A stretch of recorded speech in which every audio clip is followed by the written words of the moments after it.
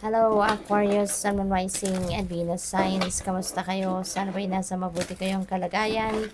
Welcome back po sa Star Tarot. Kung bago kayo dito, welcome din kayo. Thank you sa inyong support. I truly appreciate it. God bless you all. Aquarius, Two of Pentacles, multitasking, ang sipag ninyo, ang dami ninyong pinagkakaabalahan, ang dami ninyong pinagtutuunan ng pansin, no, Aquarius? You're juggling many things, you're juggling opportunities, trabaho, siguro, no? Ang dami ninyong parang may ginagawa kayo currently, tapos at the back of your head, meron pang bibilisan ko to kasi meron pang naghihintay na gagawin ko. Yung mga ganun ba, no? So, parang nai-imagine ko na parang aligaga kayo, Aquarius, no? So, this is also inviting you to bring the balance, no, sa buhay ninyo para kahit papano mabigyan nyo naman ng oras, panahon, atensyon ang ibang bagay, ang ibang sitwasyon sa buhay ninyo. Okay? We have death energy. Ayan, maaring ito na, no? Babaguhin nyo na ang routine ninyo, babaguhin nyo na yung inyong sitwasyon. Kasi this is a massive transformation. This is about change. This is about malaking pagbabago, no, Aquarius, na magaganap sa buhay ninyo. At kayo ang gagawa nito, idea ninyo ito. Kasi maaari din na nararamdaman nyo na, no, na parang nakakapagod na or nakakasawa na yun at yun na lang ang nangyayari, yun at yun na lang ang ginagawa ninyo. So, maybe ganito na nga ang gagawin ninyo. You're going to create that change sa buhay ninyo para mas mabigyan na ng satisfaction, kumbaga, yung gusto ninyong mangyari, no? What else? We have Five of Swords. May internal conflict siguro ang iba sa inyo rito.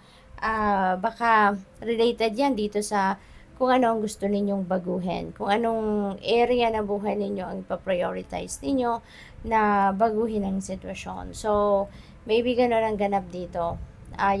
Yung laman ng isip ninyo at laman ng dibdib ninyo hindi nag-agree with each other.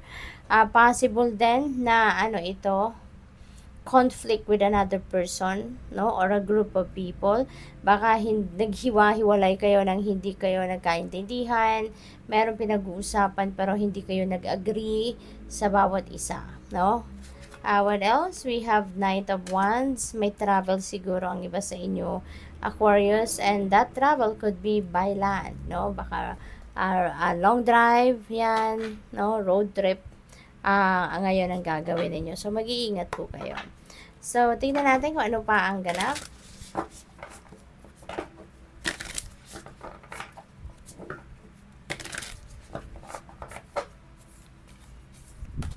We have discovering truth. Ayan, so, you stand in the light of truth.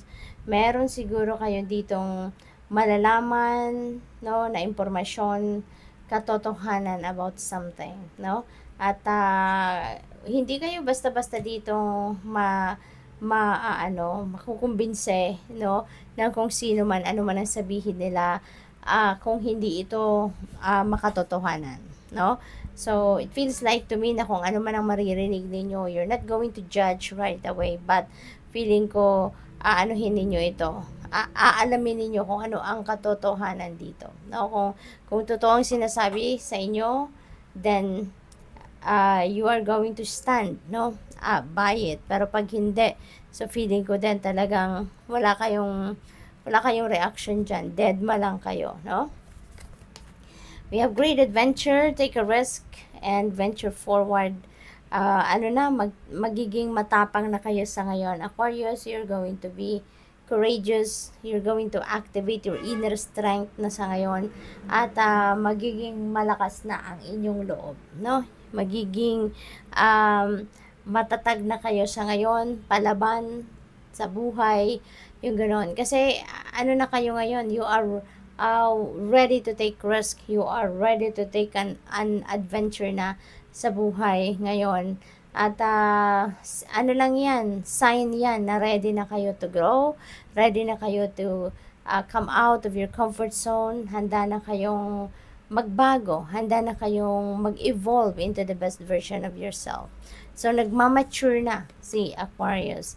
Stepping into power, you are strong beyond measure. Ayan. So, ito na talaga madidiscover ninyo about yourself ngayon na handa na kayo. No? Handa na kayo na to step into your power. Handa na kayong lumaban sa buhay talaga. Ano man ang sitwasyon na yan, kakayanin ninyo, no? Mapagtatagumpayan ninyo. Kasi yun ang nasa isip na ninyo. Kung ano man ang sisimulan ninyong gawin, sa ngayon, kung ano man itong bagay na to na magre-risk ka dyan, you are going to put your heart and soul into it.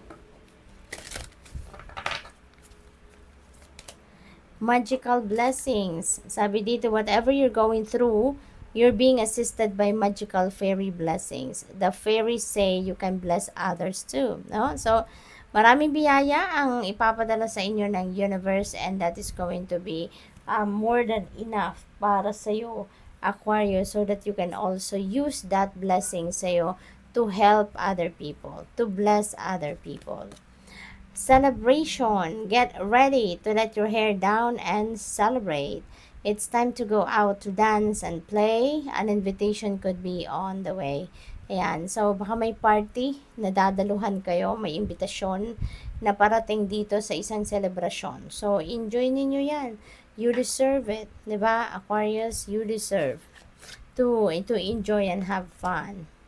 Friendship, fairies and humans alike need friends. Now is the time to seek out those who will support and encourage you in your journey to fulfill your dreams. Ayan. So, for most of you, Aquarius, maaring dito ninyo makikita sa ngayon, ano, kung sino yung tunay mong kaibigan. So, suportahan ka, willing to be by your side, ano man ang inyong sitwasyon, masaya man, malungkot, kailangan mo man ng tulong or hindi, nandiyan sila.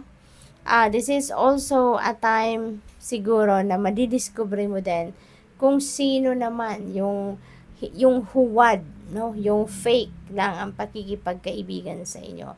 Kasi maaring meron kayong sitwasyon dito na kailangan ninyo ng support, kailangan niyo ng assistance, kailangan ninyo ng guidance, no? At dito ninyo makikita. Dito ninyo ma-witness kung sino yung mga totoo at hindi ninyong kaibigan. So, good luck. Thank you for watching. Love and light. Namaste.